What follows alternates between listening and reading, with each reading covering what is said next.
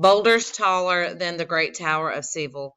This is from an account by Garcia Lopez de Carnadas, retold by Pedro de Castaneda. Um, so, what the information there says is that after visiting this village of people, after traveling down the river and visiting these people, this is the report that de Carnadas gave to the general. The latter at once dispatched Don Garcia Lopez de Carnadas there with about 12 men to explore this river. When he reached Tusayan, he was well received and lodged by the natives. They provided him with guides to proceed his journey. They set out from there laden with provisions because they had to travel over some uninhabited land before coming to settlements, which the Indians said were more than 20 days away. So they're sending people with him because where he's going is more than 20 days away, so he's going to need, food and things like that.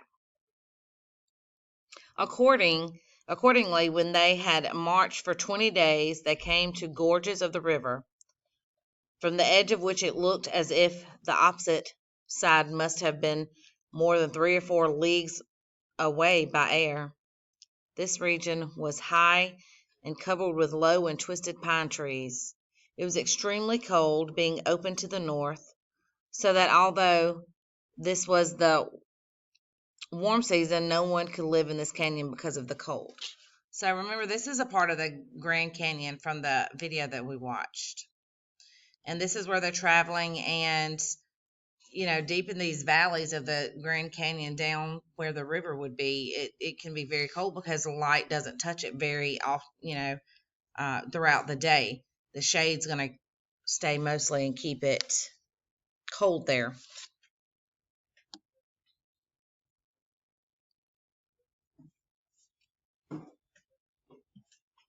Then men spent 3 days looking for a way down the river. From the top, it looked as if the water was a fathom across, but according to the information supplied by the Indians, it must have been half a league wide. The descent was almost impossible, but after 3 days, at a place which seemed less difficult, Captain Malgosa, a certain Juan Galaris, and other companions, being the most agile, began to go down. They continued descending within a view of those on top until they lost sight of them, as they could not be seen from the top. They returned about 4 o'clock in the afternoon, as they could not reach the bottom because of many obstacles they met. For what form the top seemed easy was not so. On the contrary, it was rough and difficult. So they were trying to descend to the bottom further down the canyon, and it was the terrain was so rough that they couldn't. They said that they had gone down 1/3 of the distance, and that from that point they had reached the river. Seemed very large, and that from what they saw, the width given by the Indians was correct. From the top they could make out, apart from the canyon, some small boulders which seemed to be as high as a man.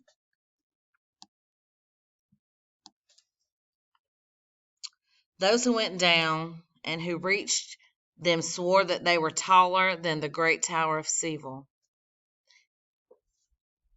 The party did not continue farther up the canyon of the river because of the lack of water.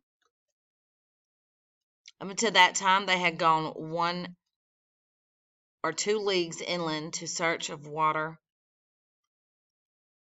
every afternoon. When they had traveled for 4 additional days, the guides said that it was impossible to go on because no water could be found for 3 or 4 days.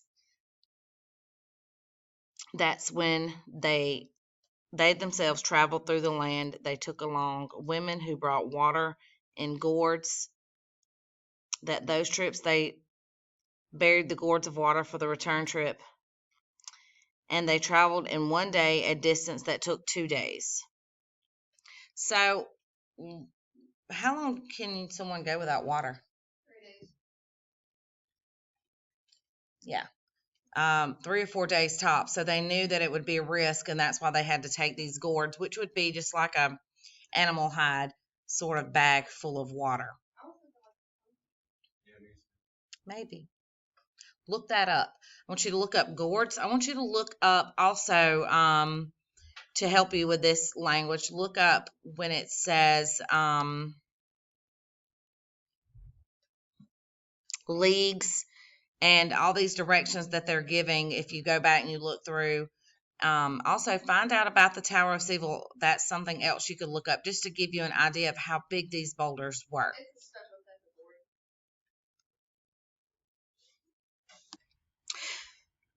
This was the Tyson River, much closer to its source than where Melchor Diaz and the men had crossed it.